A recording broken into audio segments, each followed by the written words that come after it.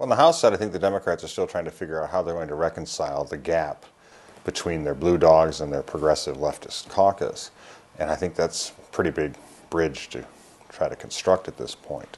And then you have the problem that they've seen what the Senate's doing, and a lot of their members don't want to have to vote for something to move it out of the House when they know it may be dead on arrival in a conference committee.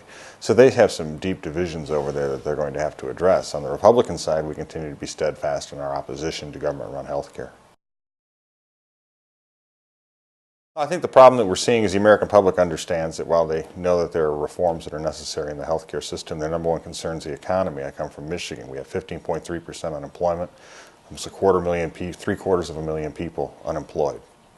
What they want to see is action to allow the American people to grow this economy, to keep their money, to make sure that their family budgets are protected and can grow in the future.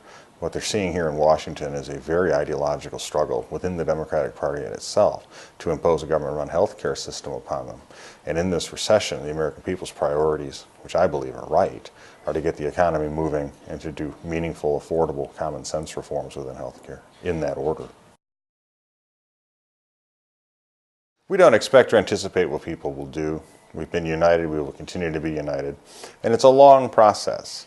And as Senator Snowe herself has pointed out, what she voted for in committee may not be what ultimately winds up, and she may not support that.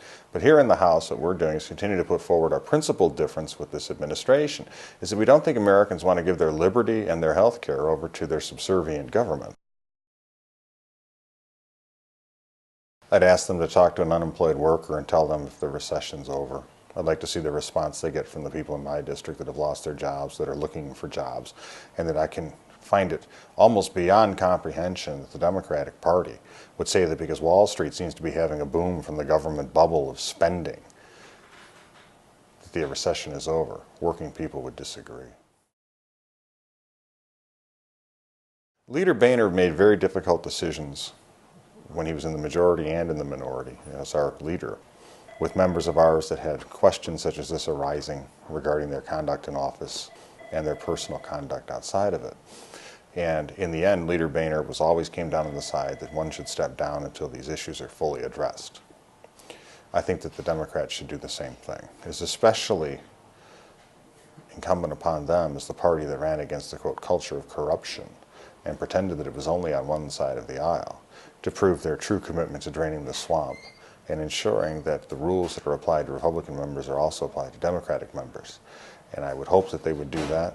And as I've always consistently said, it should be the same for both.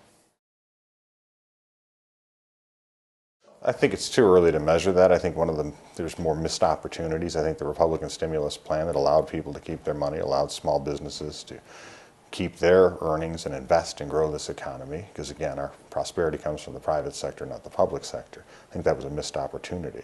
I think it was a horrible decision to appease Russia and sell out our Czech and Polish allies.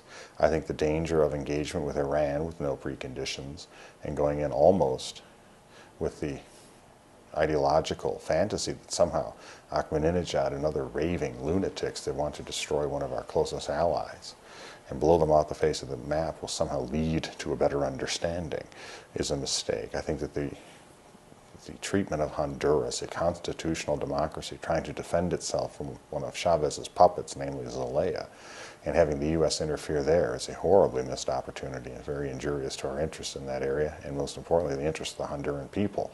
I think the president should have come out more forcefully and expressed that the United States, as a beacon of freedom and hope to all the world, stood with the Iranian protesters as they were being butchered by the regime in Tehran. So I think I see a series of missed opportunities on the president's part. Now again, as Republicans, we would hope to work with them. We want this country to be and remain the greatest nation on earth. But we can only do what we can do if the president's unwilling to work with us, and we will not bend on our principles.